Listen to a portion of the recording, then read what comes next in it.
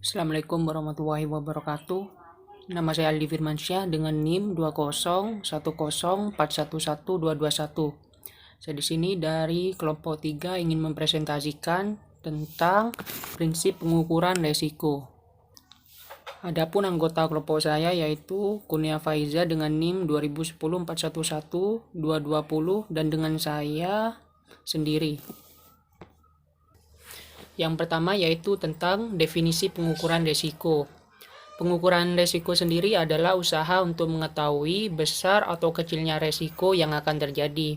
Hal ini dilakukan untuk melihat tinggi rendahnya resiko yang dihadapi perusahaan serta dampak dari resiko terhadap kinerja perusahaan, sekaligus melakukan prioritas resiko yang mana yang paling relevan. Menurut Rustam, tahun 2017 pengukuran risiko adalah evaluasi secara berkala yang harus dilakukan perusahaan terhadap kesesuaian asumsi, sumber data, dan prosedur yang digunakan untuk mengukur risiko dan penyempurnaan terhadap sistem pengukuran risiko dalam hal terdapat perubahan kegiatan usaha, produk, transaksi, dan faktor risiko yang bersifat material. Untuk memperkirakan risiko sendiri, perusahaan dapat menggunakan berbagai pendekatan, baik kualitatif maupun kuantitatif, disesuaikan dengan tujuan usaha, kompleksitas usaha, dan kemampuan perusahaan. Jenis-jenis risiko pada leverage. Yang pertama yaitu risiko leverage operasi. Keputusan leverage operasi menunjukkan keputusan investasi yang menggunakan biaya tetap operasi oleh perusahaan. Leverage operasi dapat digunakan untuk mengukur seberapa besar penggunaan biaya tetap operasi dalam suatu perusahaan. Yang kedua yaitu resiko leverage pendanaan. Keputusan leverage pendanaan menunjukkan keputusan pendanaan yang mengakibatkan adanya biaya tetap pendanaan. Biaya tetap tersebut berupa bunga untuk pendanaan dengan hutang dan dividen untuk pendanaan dengan saham preferen. Yang ketiga yaitu resiko leverage total. Leverage total sendiri merupakan kombinasi antara leverage operasi dan leverage pendanaan. Leverage total digunakan untuk melihat kemampuan perusahaan dalam penggunaan biaya tetap, baik biaya tetap operasi maupun biaya tetap pendanaan. Prinsip-prinsip pengukuran risiko. Yang pertama yaitu transparansi. Prinsip ini mensyaratkan agar seluruh potensi risiko yang ada pada suatu aktivitas, khususnya transaksi, dibeberkan secara terbuka. Yang kedua yaitu pengukuran yang akurat. Prinsip ini mewakili sisi sains dari konsep manajemen risiko dan masyarakat investasi berkesinambungan untuk berbagai teknik dan alat yang akan digunakan sebagai syarat dari proses manajemen risiko yang kuat. Yang ketiga yaitu informasi berkualitas yang tepat waktu. Prinsip ini akan turut menentukan akurasi pengukuran dan kualitas keputusan yang diambil. Yang keempat, diversifikasi. Sistem manajemen risiko yang baik menempatkan konsep diversifikasi sebagai sesuatu yang penting untuk dicermati. Yang kelima yaitu independensi. Berdasarkan prinsip independensi, suatu kelompok manajemen risiko yang independen makin dianggap sebagai suatu keharusan. Prinsip ini tidak sekedar berbicara tentang kewenangan dan level tanggung jawab dari kelompok manajemen risiko dan kelompok atau unit lainnya dalam perusahaan, melainkan juga tentang visi perusahaan dan kualitas interrelasi antara kelompok manajemen risiko dengan kelompok atau unit lainnya dan juga antar kelompok atau unit yang melaksanakan transaksi dengan mengambil risiko tertentu. Yang keenam yaitu pola keputusan yang disiplin.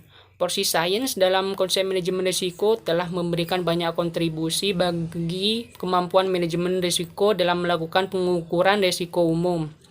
Namun, kualitas keputusan tetap saja tergantung pada bagaimana manajemen memutuskan cara terbaik untuk menggunakan alat atau teknik tertentu dan memahami keterbatasan yang dimiliki oleh alat atau teknik tersebut. Yang ketujuh yaitu kebijakan atau polisi. Yaitu prinsip ini mensyaratkan bahwa tujuan dan strategi manajemen risiko suatu perusahaan harus dirumuskan dalam sebuah kebijakan, polisi, manual, dan prosedur yang jelas. Selanjutnya yaitu konsep probabilitas. atau peluang adalah pernyataan numerik tentang kemungkinan dari suatu kejadian yang dapat terjadi. Dalam hal ini, peluang dapat dijadikan sebagai suatu ukuran terhadap kepastian dan ketidakpastian. Nilai peluang lebih besar atau sama dengan 0 dan lebih kecil atau sama dengan 1. Artinya bahwa apabila nilai dari peluang dari suatu kejadian sama dengan 0, maka kejadian tersebut mustahil dapat terjadi, dan apabila nilai peluangnya sama dengan 1, maka kejadian tersebut pasti terjadi. Metode pengukuran risiko.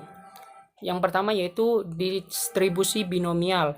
Distribusi binomial sendiri adalah distribusi probabilitas dengan variabel diskrit. Besarnya probabilitas suatu event terjadi tepat sebanyak X kali dalam kurung keberhasilan atau resiko dari sebanyak N kali trial event.